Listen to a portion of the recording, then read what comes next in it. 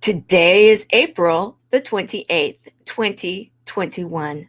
This is the Service Hero Show. 365 days of awesome. Celebrate success through service. My name is Tamara Hunter, and I am your host.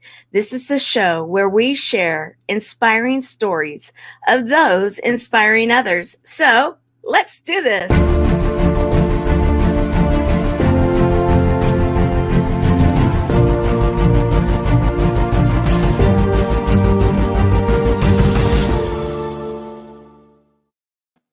So very excited that we are today honoring Jay, also known as JJ. So we've got both names going on right now.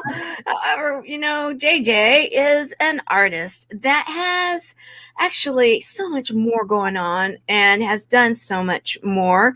He is someone that was nominated for the title as a service hero. And in checking it out, and many know that possibly, maybe remember last week when his name was mentioned, that was going to be last Wednesday. However, I did let you guys know that there was an emergency, and that happens. Yet today, we have him here with us. And I understand now exactly why this happens. There's always a reason.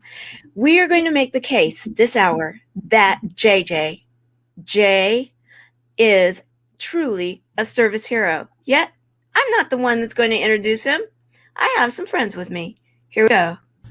Hi, my name is Clint Worthington, and I'm here to celebrate Jay Weinberg and the difference he makes at being a service hero. Jay, from the moment I met him, has inspired me to be even better than I wanted to be. Initially, as a artist myself, he brought me in to be a member of his band as a painter, being able to really show all aspects of artistry. And I know he had a lot to do, a lot of interest in the arts in that manner, but being in charge of the band and singing and songwriting, this was an opportunity to bring the visual art aspect into it. He gave me an opportunity that I never thought was even possible. And as we made a really rich bond, strength in our friendship, it really excelled a lot of my interests with music, art, and just the vision of myself and how I wanted to go about bettering myself. And he brings that to the table in everything he works with.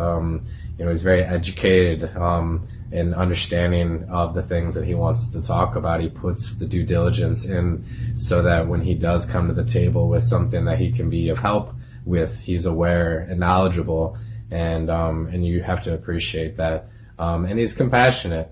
He's accountable to the things that he comes up with and wants to follow through, and will always go back on it and flesh out something new about something.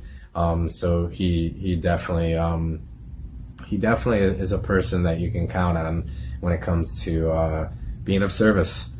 And he's somebody that you would want to have in your corner when you need somebody. So thank you, Jay Weinberg, and you really should be celebrated and being a service hero to so many of us. Thank you.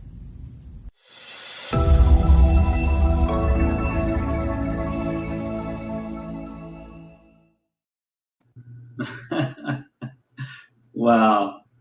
How cool. I had no idea. That's the idea. That's so neat. Wow. I just got off a message with Clint this morning, and he was talking to me about some stuff that he's going through, and I told him, I said, only you can handle this with the grace and wisdom and the magic that it needs. That's why it's here for you. I have no doubt that it will be a beautiful sculpture indeed. These days are clay. You are the hands. Love you, my brother. So it's so cool. It's so cool. Wow. Thank you. Well, you're welcome. And it's because this show is all about inspiring others with an inspiring story. You have touched a number of people that have actually now touched things that truly my community and has helped my community.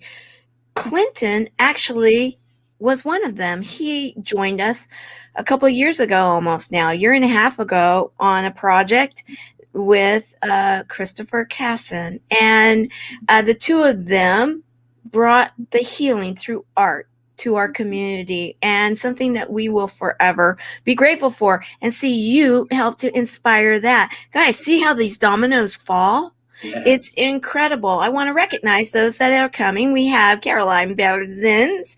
Grateful that you're a part of this program, our production assistant, and also senior ambassador for the buddies. We have one of our buddies here right now, an ambassador for us, welcoming the buddies and welcoming all of us. This show does support and help cb4l.org. Check it out. We do help those that are affected by cancer, and now we've opened our doors for those affected by COVID and other life-changing health events. Please support us through our cb4l.org store. We have all sorts of stuff and more coming. Also, we are live on the E360 TV platform. What does that mean? That means you can watch us anywhere, and you can watch us on demand. In fact, this show will be loaded to be watched on demand tomorrow, but you can watch it live right now. In fact, this is how you do.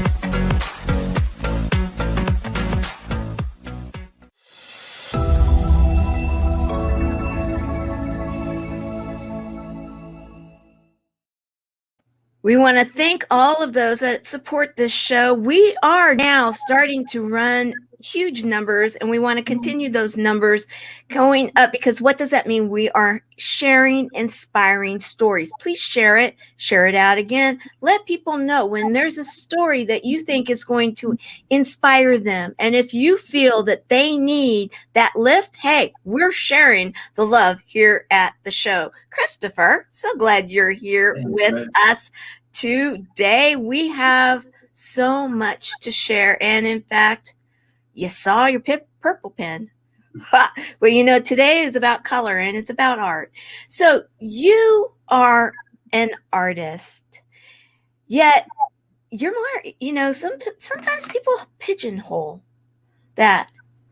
And we're going to like blow that out of the water today, because you are in so many ways someone said this to me actually on either the Tour of Love or the Service Hero show.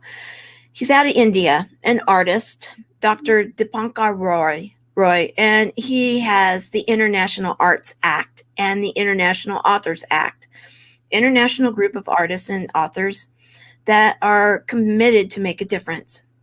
And he said something to me on one of the shows that I had never thought of. And he said, Tamara, everybody likes color. And color can be, you know, and we all know color can even be white, black. It can be all colors. And I thought, I had never thought of that.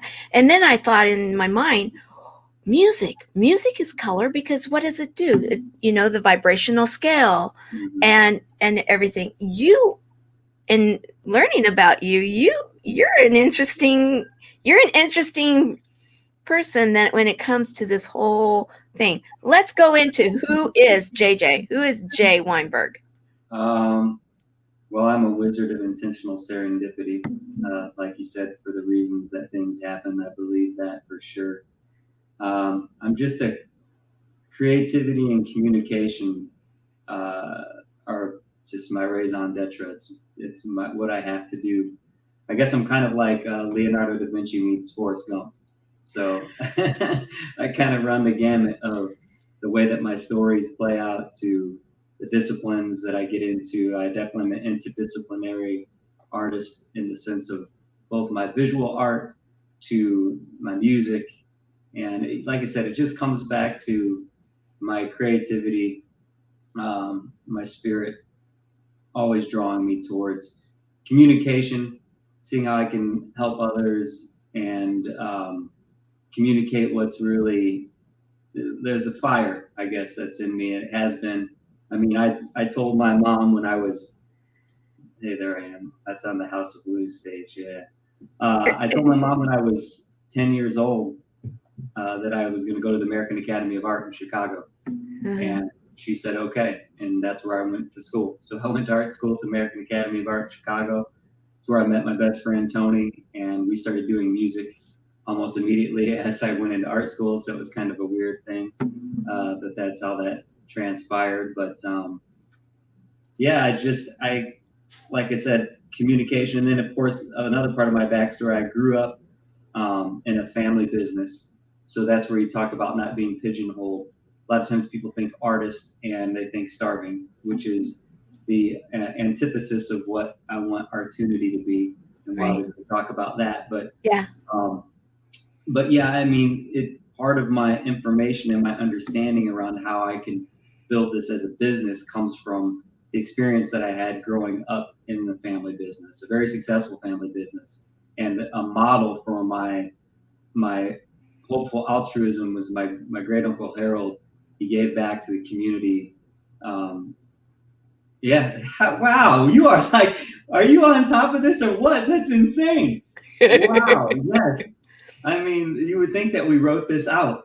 Look at you go. That's freaking incredible. Yes, my great uncle Harold is my, like, one of my main inspirations. And I'll never forget, it was around the same time when I told my mom I was going to go to the American Academy of Art when my Uncle Harold passed. And he was such a role model and somebody I looked up to so much. And I remember crying when we were in the funeral procession, leaving the funeral home, and they had everyone from the entire school system, all the student body, so my peers and the teachers and the principals, all standing out to pay respect to my Uncle Harold. And that's like really big for me, because not in a sense of some sort of goofy celebrity. It was an example to me of what it means when you give back, and that's his legacy. And it's something I can only hope to come close to. So thank you. Well, you're welcome. Okay, so you started making a name for yourself at a very young age, in a variety of different ways. And yeah, I love this claim to fame. And, many of us can relate, at a certain age where newspaper was where we could get our word out. Guys, social media hasn't always been the thing. We at one time, the newsprint, the nightly news, those type of things, the old-fashioned way of getting the word out there. And here you are, okay, singing protest of gas prices, and a police too. Okay, so you have, and that's where I love, getting where we're going with you, because you draw in, like Clinton was sharing, you have a heart. You want to make a difference, and you're not going to pigeonhole in any which way. Right. What prompted this? Singing protests of gas prices. I wrote a song, I think it was back in 2006 when I first wrote the song called Price Gouging. And on the surface level, it sounds like a novelty tune, like kind of tongue-in-cheek, bit of a joke, kind of sophomoric even to a degree. But I was really kind of trying to do it in a Shakespearean way, where Shakespeare wrote to people in the cheap seats, and he wrote to people obviously in a profound way. So underneath that first layer, I had, a criticism of some of the stuff that I was seeing and experiencing and reading about from the fossil fuel industry, its environmental impact, its social impact, the political impact, the financial impact, and discovering some things that are definitely hard truths to look at, but they're things that we don't necessarily talk about. So I was kind of embedding that into the song and into the statement. So the music we've been recording for a little while, the way that the idea kind of came about we were recording the music for a while, and I was looking for those ways. Like you said, the social media was there, but not really too much to that degree yet. And I was looking for ways to try and break through into the dialogue of the culture at the time. And I listened to a lot of talk radio. I don't listen to a lot of music. Ironically enough, that I was a musician. Music, it's like when I listen to audiobooks. Then I was listening to a lot of talk radio. And so anyway, I was listening to talk radio. I was listening to WGN, John Williams, and I heard about Elliot Spitzer having some problems in New York with prostitutes. And one of the ones actually happened to be a musician. And so after that kind of scandal happened, her website just like blew up. Yeah, it happens. So like, positive or negative, Linda. Right. Yeah. There's no bad press, right? So I was Right. like, that's what you've got to do. In this, even though I've been doing a lot of positive things and I'm always trying to, say things that are super positive, I'm like, you've got to kind of do something that's like poking someone in the eye, and that can make a difference in people paying attention. So I got the idea. I was talking to my friend Nick, good friend of mine. We were talking, just powwowing things. I'm like, I got to do something that's going to get me in trouble. So kind of hearkening back to civil disobedience of the 60s too, and even the civil rights movement. And not to denigrate that or even put it on that level. It was nowhere near that, but still learning. These are people who've inspired me. The sit-ins and the boycotts and all that stuff. So, basically I knew a friend of a friend that had a bucket truck that could get me on top of the roof of this gas station. It was super planned out. A lot of friends, a lot of people like kind of getting in on the plan. We had like pockets set up in different locations to kind of watch to make sure I had enough time to get up there without, the police stopping me. At the get-go. Look out. So there were lookouts, but then also once I got up there, there were kind of, you might have heard of a flash mob at that point in time. Flash mobs didn't exist. At least I didn't know about them. They probably existed, but I didn't know about them. So they were kind of a flash mob as well. So once they gave me the all clear and I got up there, they started kind of converging into the spot as part of a looky-loo kind of thing. Like, what's going on here? So then, the traffic started backing up. People are honking, and it was a crazy, crazy time. And in fact, that's how I ended up getting the name, the Energy Commission for the band, was from that moment. So I got a call. I think it was a prank call, but at the time there were so many weird things happening. I mean, I was getting called in by Hillary Clinton's campaign because they were local in the thing, and that was all part of it. I was kind of hijacking the sweeps time. Yeah, that's so smart. Yeah.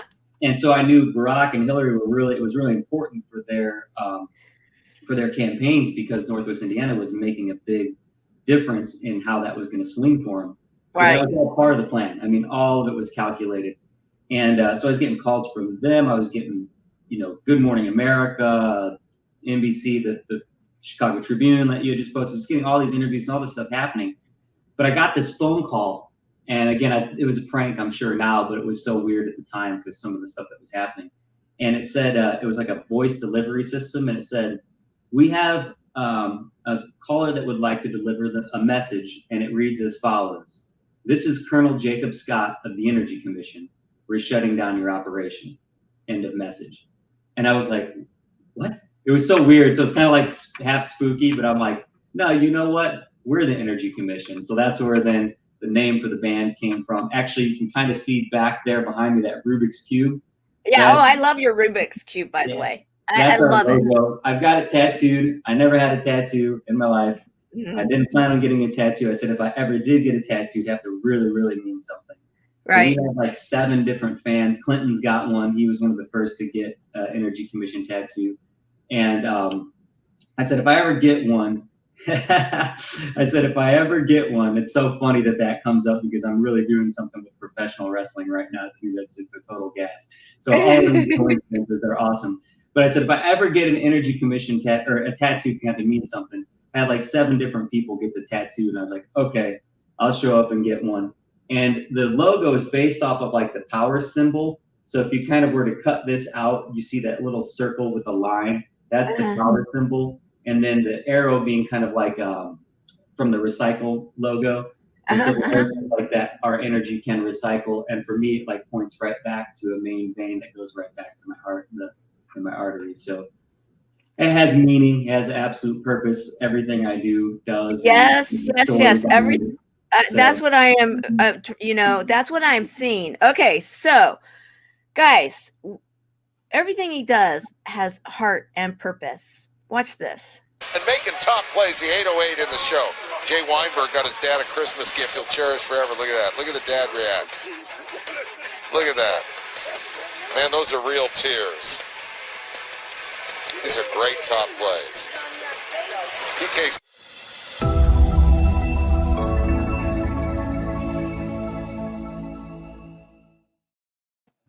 Let's talk about the Cubs, your dad, and that moment.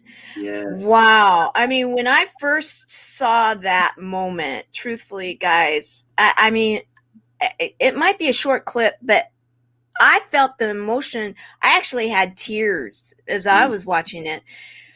Tell us about that.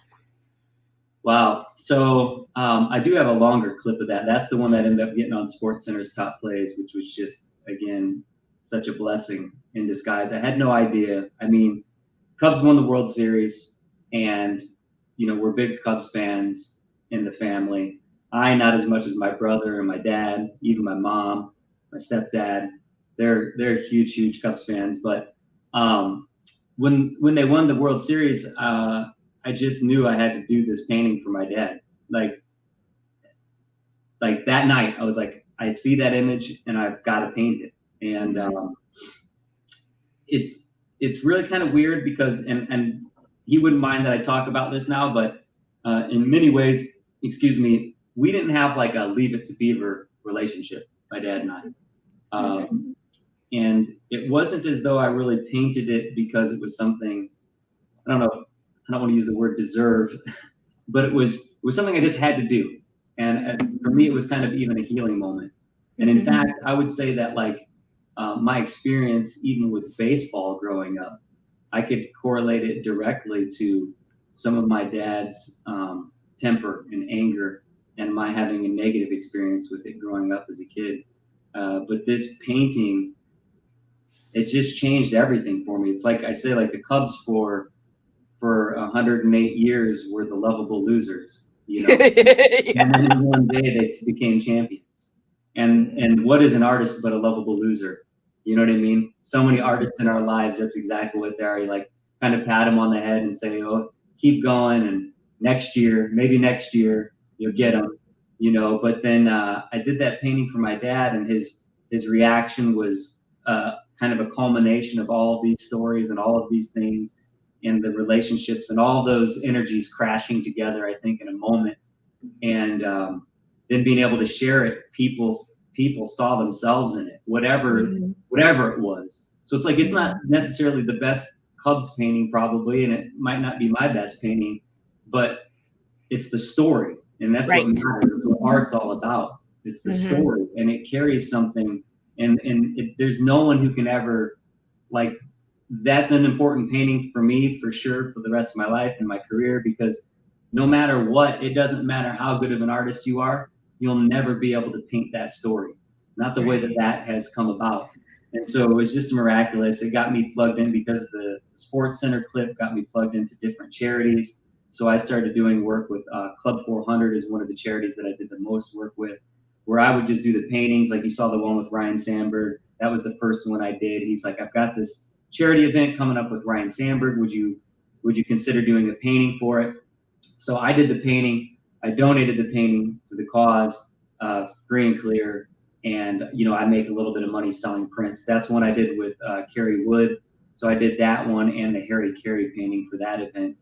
The Polar Plunge. Yeah. So I did for a while there, I raised a bunch of money for the Special Olympics based off of that image, because I was just getting so many blessings. I mean, people were coming and showing up. My girlfriend, she was like, why don't you post it? I'm sorry, I'm jumping all over the place. But she was like, why don't you post this on the Facebook garage sale. Maybe people will want a copy.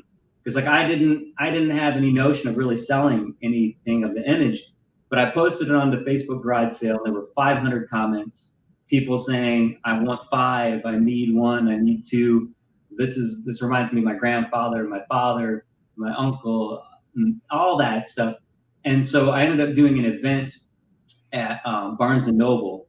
They were gracious enough to let me host an event there to where I had people come, and I was doing an interview with Jerry Davich from a local paper, and he was asking me, he asked me what it was titled, I think, and I said, well, it's called The Field of Dreams, because, you know, if you paint it, they will come.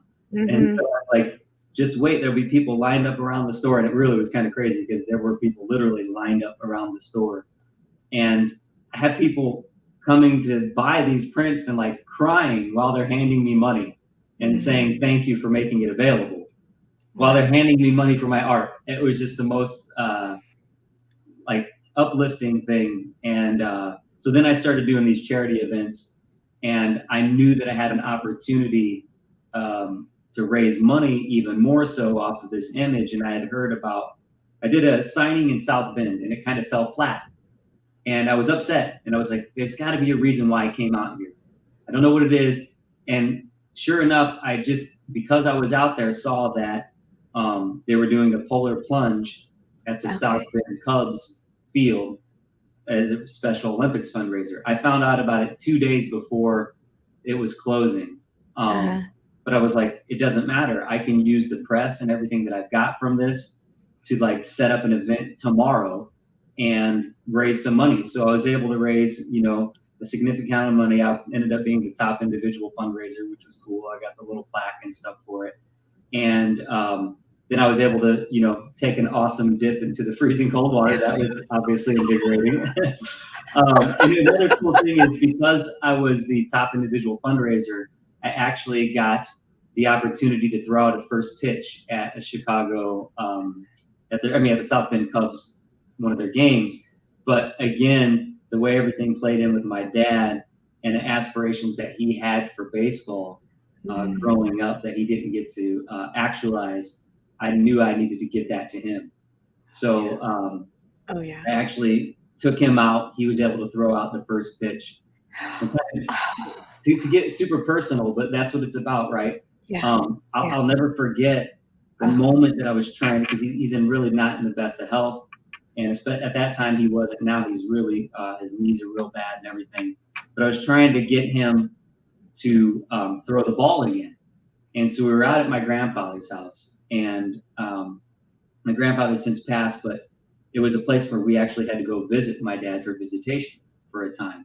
And we were out there at a little family gathering, and I was having him toss the ball to me. And the first time that he threw the ball, it just like fell flat. I mean, I probably wasn't 5 feet away from him.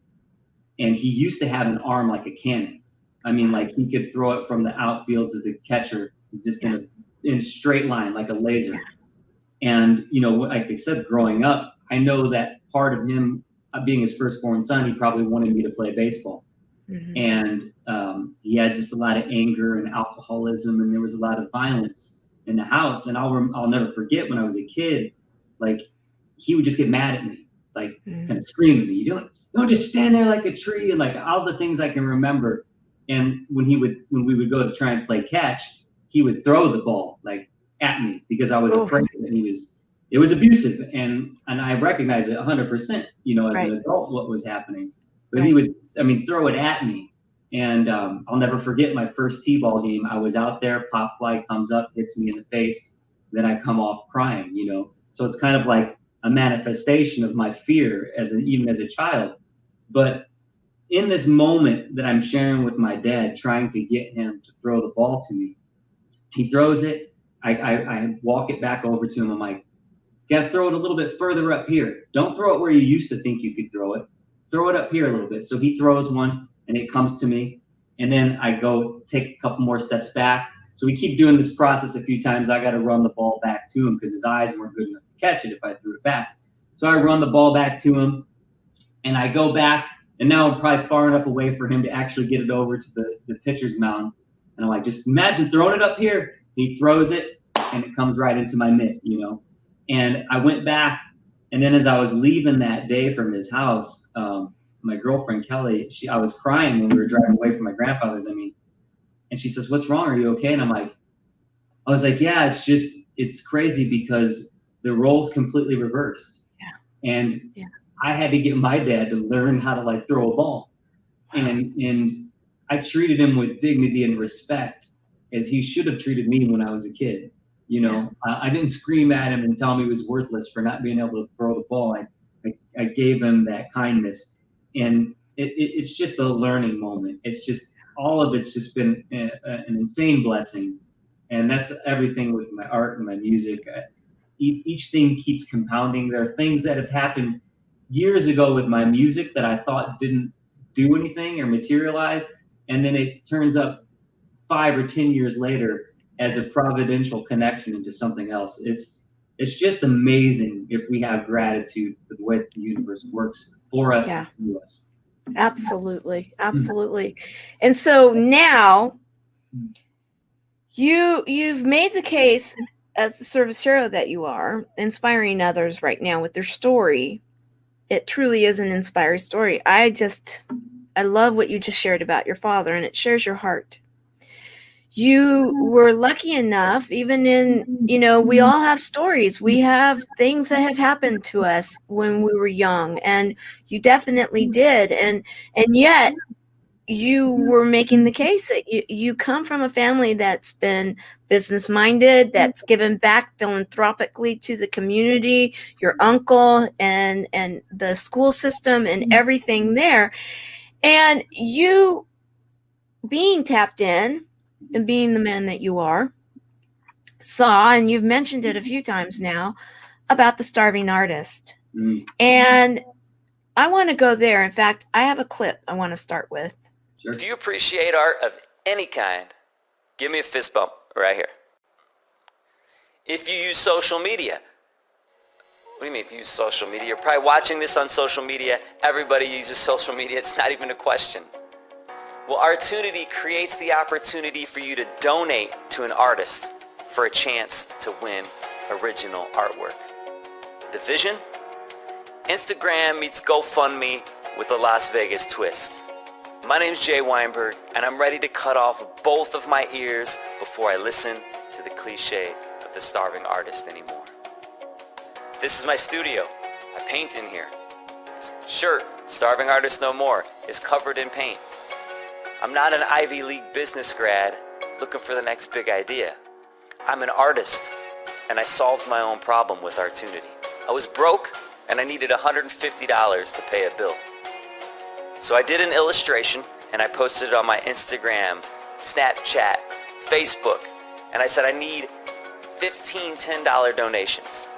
Once I get 15 donations, I'm going to randomly select somebody to win this work. I had it funded within hours.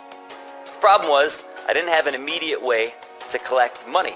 So I'm meeting people for cash in the Kmart parking lot like I'm Joy Mangano or Walter White. Think about this. Who do you know that's an artist? You got some in your head. Somebody popped into your head that you know wants to be an artist, claims to be, aspires to be. Artunity's for them. I saw the opportunity, the need, and the thirst to create a social platform made specifically for artists, free from ads and over-the-top censorship, a place where we could create a true sharing economy. The ability to go to market with established artists like Ashley Longshore would be influencer marketing on steroids. Artunity can democratize one of Ashley's valuable $30,000 paintings by splitting it into $2 donations over her 305,000 fans. 304,998 of them probably can't afford a $30,000 painting. But maybe one fan could be like Danielle, the single mom with 2 kids that was able to donate to me and win the very first Artunity ever.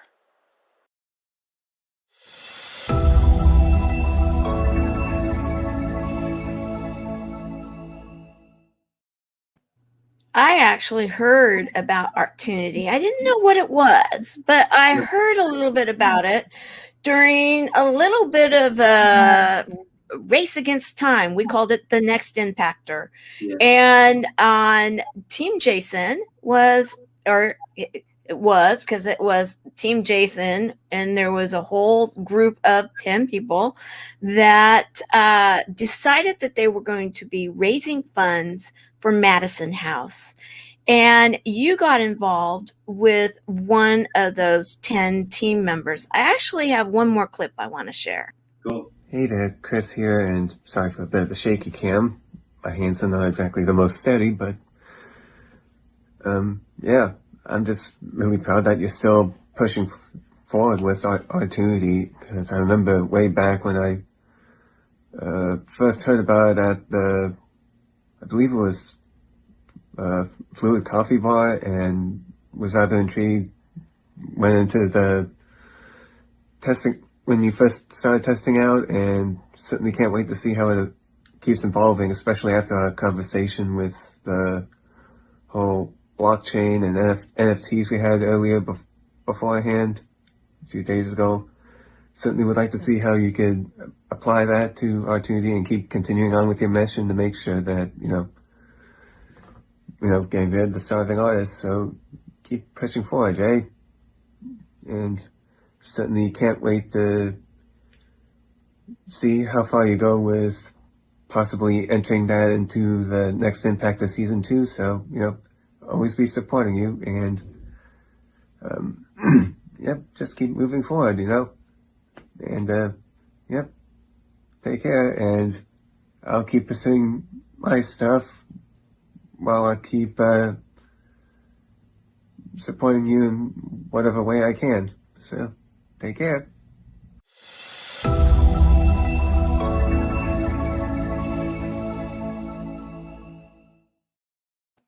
So I cool. love Christopher, and I want to say thank you for supporting him, because you really got involved, and it was kind of a big deal because he was kind of talking like in cryptic talk, and then not, like, oh, there's something really exciting happening, and his art was being seen, which is beautiful, and he got into the different colors of like the chakra, or the different images, and you helped him to raise funds for the Madison House and for the project with that running for the Next Impactor. I want to say thank you for that. Wonderful. So what is it that you're talking about? Starving artists no more. You're talking about giving back to the community, like your uncle. You're talking about, and you shared how the one woman, single mother, was able to get the very first Artunity piece. And oh, by the way, I have one more clip I want to share before we go into that, because it's so darn cute. We got to. Now I understand what you tried to say to me. You suffered for your sanity. You tried to set them free. They would not listen, they did not know how. Perhaps they'll listen now. And when no hope was left inside on that story night, you took your life as lovers often do.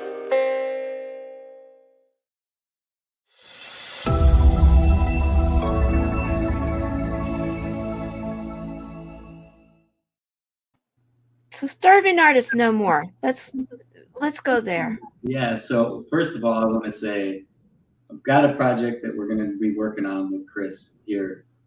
Probably by maybe hopefully next week we can launch this thing. Maybe we'll circle back to that, but something people need to watch out for sure. But I want to thank my friend Benny. That little video that you just saw, that's all self-produced. That's me, my friend Benny, doing all the visuals, the 3D, the animation. And even down to the music, he was doing the guitar on that one. That's me singing, and a friend of mine, Amber Rose, also thank her for helping with that production. But yeah, the starving artist, Vincent Van Gogh is kind of my poster child. We have a little Vinny model. I have a 3D model of it somewhere here. I'll try and grab it and show it to you. But yeah, the whole thing is based off of, that cliche. It's to me, it's just like I say, I'm ready to cut off both of my ears before I listen to it anymore, because we have the convergence of technology and all of these different means. And I think that there's too many opportunities for us to not take advantage of where all those things intersect. So like Chris, for example, we'll come right to it. So Chris wants to get on this new technology. It's called NFTs. If anybody's not familiar with NFTs, it stands for non-fungible token. Basically what it is a certificate that's created on the blockchain, which is where all the cryptocurrency and everything is happening. I might be talking over people's heads, but it's okay. Just go there. Describe it. It's a certificate that validates a digital asset. The reason why it's really important now is because artists are using it to sell their art, digital artists specifically, but it works really well, of course, with things like photography, which is what, Chris is a photographer as well. So, one of the biggest stories of this year was Digital Artist People sold what's basically a JPEG with a certificate on it for $70 million in an auction at Christie's. So where the normal annual market for art has, $60 billion in revenue, we're going to see that exponentially increase because of NFTs, because those aren't included in the normal market for art. But so a lot of artists are starting to get involved, and I told Chris, we were talking about it, he was, saying he was curious. So I'm kind of trying to walk him through how to get into the blockchain to mint his NFTs of like some photos and everything. And he was talking about how, because there's a little cost to it, because you have to buy this cryptocurrency, Ethereum. There are gas fees, what are taxes for whenever you put stuff on the blockchain. Okay. So all of this stuff I'm trying to talk him through, and there's a little bit of a cost to it. And he's like, well, I have to wait till my next check comes in and stuff. And I'm like, yeah, but what if you didn't?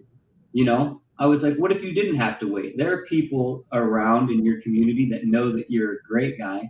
They know that you're doing great things. They know that you make great art, and they'd be willing to support you. I was like, we're not talking about an astronomical amount of money. It's not that much that they really have to spend. So I was like, why don't we do this? Let's get a photo, one of your best photos, and we're going to put it on Artunity, and we're just going to raise the money for you through the platform and prove it all out. Yes. So he went to Southeast Asia, and that's one of the photos that we're selecting. Fantastic. Yes. So one of the photos that we're selecting for Chris of the Southeast, it's the green, the one with right underneath the monkey. Okay. On the back of the calendar there. Yeah, I'm going to find it. Selected. This one here? No. I'm sorry. It was in the field. Okay. The grass. Okay. Yes. Okay. Tell me the story about it, and I can't remember that one. Yes. Beautiful image. So what we're going to do is we're going to put that on Artunity. Okay. So people are going to be able to go as soon as we get it on chancetowin.art, and we're going to try and raise $300 for Chris. We're going to put it up. Okay. $30 increments. So you donate $30 to Chris. Now you're going to have a chance. You only need 10 donations. Okay, so there's only 10 opportunities, a 1 in 10 chance, unless you want to do it 3 times, that's okay too. But for anybody who doesn't win, you're going to get a photo print. So you're going to win no matter what. I love it. Chris is going to get you, we're going to work it out, get you a photo print. Okay, but then the winner of it is actually going to get the photo print and this NFT. So one of the obstacles to the NFT ecosystem, as I've kind of described right now, is as crazy as it is and as awesome as it is. Like I have an artist that I'm talking to now. He made $60,000 in 3 weeks selling NFTs. He quit his job so that he could focus on his career. I as an love artist. it. You know, but the problem is that the people that are making sales and the sales that are there are people that are already on the blockchain, people who are Right. already into cryptocurrency. Right. But John Q. Public doesn't quite get it, and it's Right. understandable because there are a lot of hoops to jump through. So what Artunity is going to facilitate for Chris and for other artists in the meantime is a way that they can say, well, here's an NFT. You might not completely understand the value of it. So I get it. I'm not going to ask you to spend $300 on it. I'm going to just ask you to donate to me, and you're still going to get something. Right. And you can donate by going through this easy PayPal system that we have on chancetowin.art, and you don't have to go in and set up cryptocurrency and go through Coinbase and digital wallets and a lot of rigmarole. Right. It's going to be a very simple, clean way that you can get on. We're going to get Chris basically that $300 so that way he can then mint this NFT that he's actually giving away. So it's Right, it's a self-fulfilling project. But all ships rise with the tide. I believe to be a compassionate capitalist. That's what I want, to see that capitalism in the cutthroat way we've looked at it throughout most of human history is not serving us. But there are ways I think that we can, like I said, rise with the tide, and we can all help each other out. So, and that's one of the ways we end the myth of the starving artist.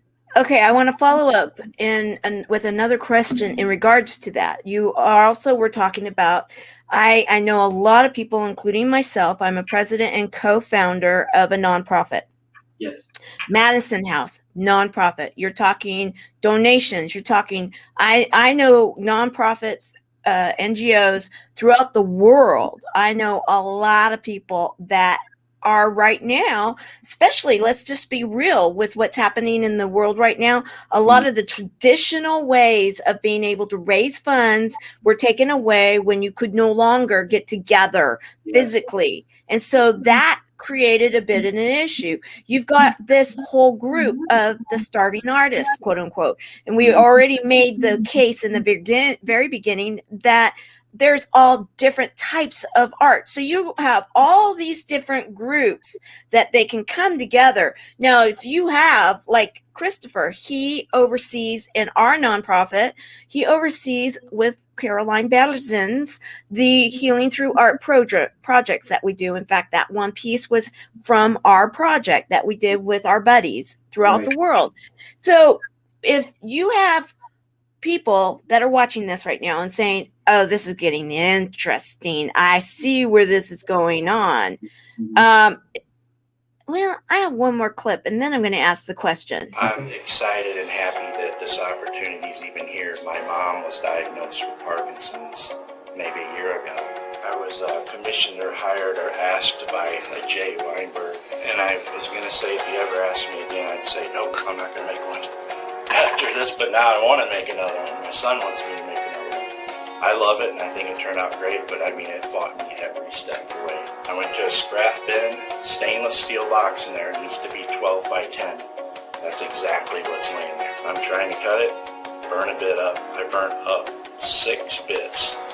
So I went to Menards, I found this box. This seems weird. Car windshield had a rocket hit it. So I had to go to Safe Light Glass to get windshield put in. And I thought, hey, these guys have little rubber gaskets here. So it turned out the gaskets like this wide. Then I found the tips, but they were black. I couldn't find them in that color, so I mixed that color and painted them. Spark plug wires were really expensive, and I had a yellow extension cord, so I just cut it up. I bought a thing with 3 glue tips on it. Perfect. Cut one off. I cut one off. Third one, boom, goes flying across the garage. I cut this plastic the wrong size. When I get home, I carry the bag in, I look, and it's got a hole in it, so the tips fell out. You see what I mean? It's like every single thing. I found 3 darts in the garage. I decided to snip it with some wire snips. So I go like this to snip it, and I jab the dart into my thumb, goes under my thumbnail, and it's bleeding. And I play guitar, and I'm like, yeah, that feels good. But it turned out awesome. That's it. It runs on battery. This part here we usually hang on a wall or stand. This can be removed. Yeah, Artunity. And then the world can see it. As soon as you asked me to make that, I'm like, yep. In any way, if anything can go toward the foundation or any positive step forward, I'll do that again. I'll do it again for sure.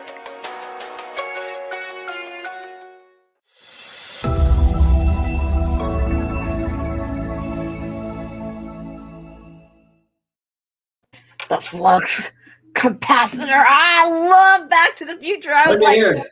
oh yeah, oh yeah, oh yeah, oh yeah, oh yeah. I'm a huge You Back guys, to the Future fan.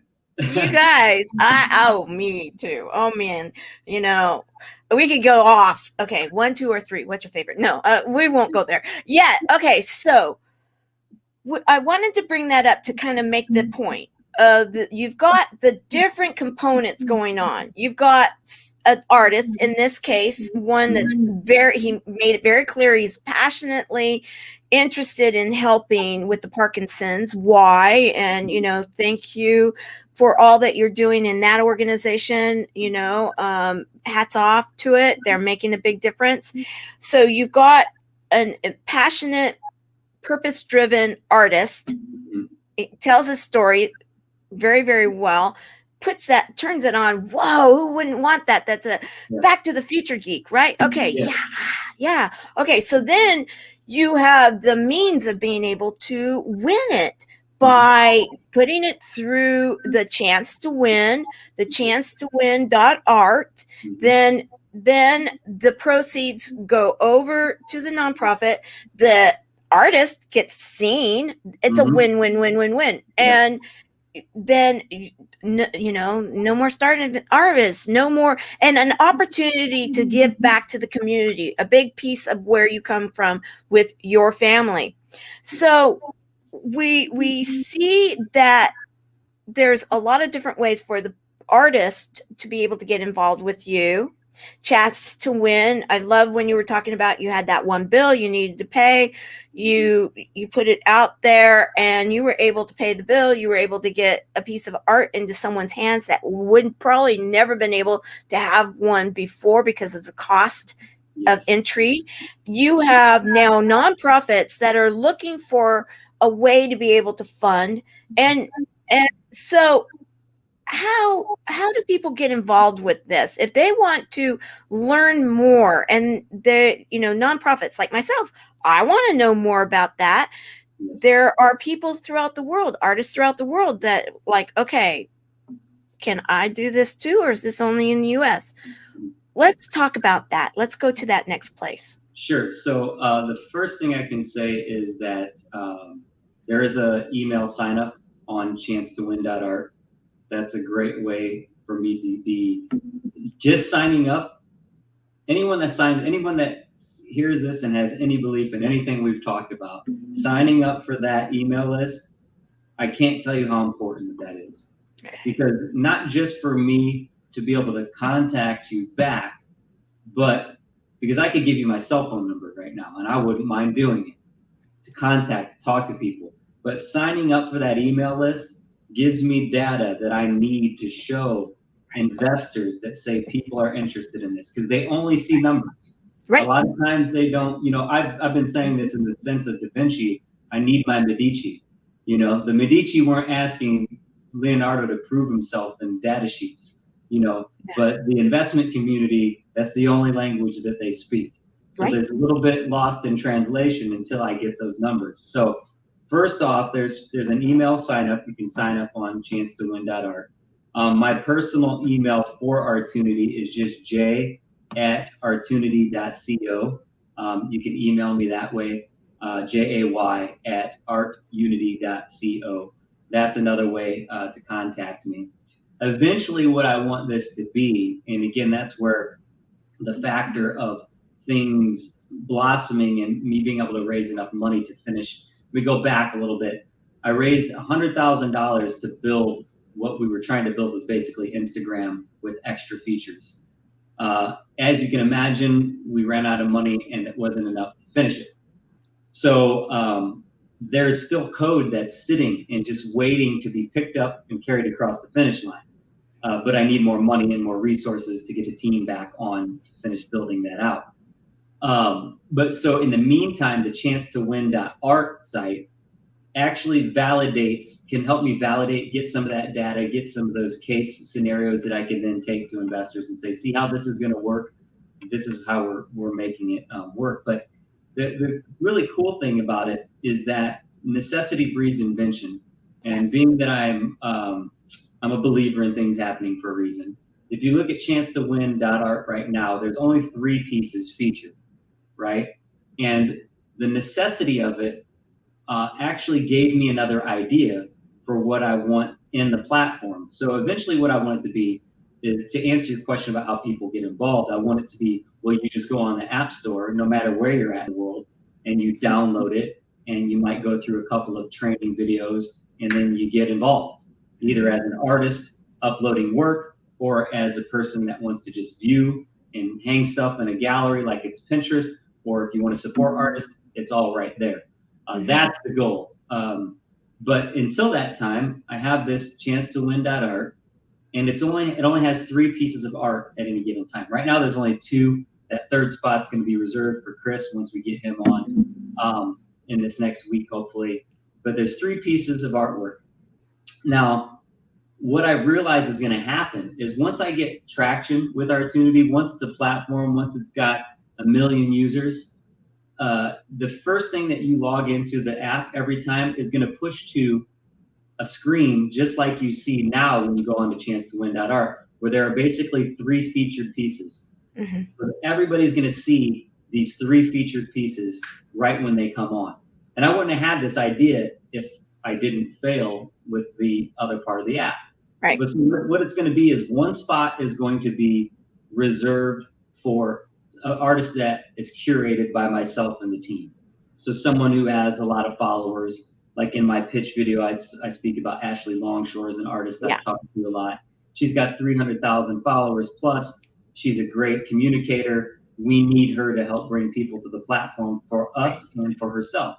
So that's one channel. Then one of the next pieces will be reserved for random, like a random selection. So a lot of what's happening in the platform is about randomness. And basically what I want to be able to do is say, we've got a huge user install base, a lot of eyeballs coming on to this platform. And whenever they log on, they're going to see this random person. So it can be an artist who just did their first painting, just posted it on Artunity.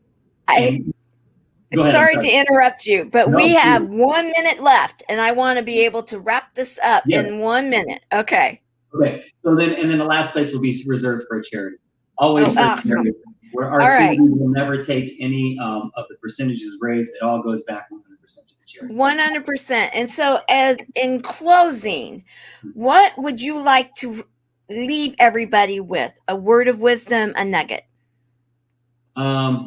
Just have gratitude in everything, and take a step back, take a breath, and realize that the universe is working for you in all things. Isn't that the truth? So everyone, please, chancetowin.art, chancetowin.art. If you love art, I told you in the very beginning, we were going to make the case that Jay Weinberg is truly a service hero. We have made that case without a doubt. Now, what are you going to do? Are you going to show up and be the service hero that you are? And you are going to help to create a legacy, and so that we have no more starving artists. I've known too many myself. I've had family members there. We want to change this. Let's change it all together. We've got the numbers. Let's do this. If we all do this, we will make a difference. I want to say thank you for being here, and thank you for all that you do, and thank you for being the service hero that you are. I can't thank you enough. It was beautiful. It was way more than I could have ever expected. So well, that's what the show is all about. And also, I did want to say, if people are on Instagram, at Jay Weinberg, that's another place to reach out to me, see some of my artwork. My website is also jjweinberg.com. So there you go. All right, guys, we got to go. Bye-bye.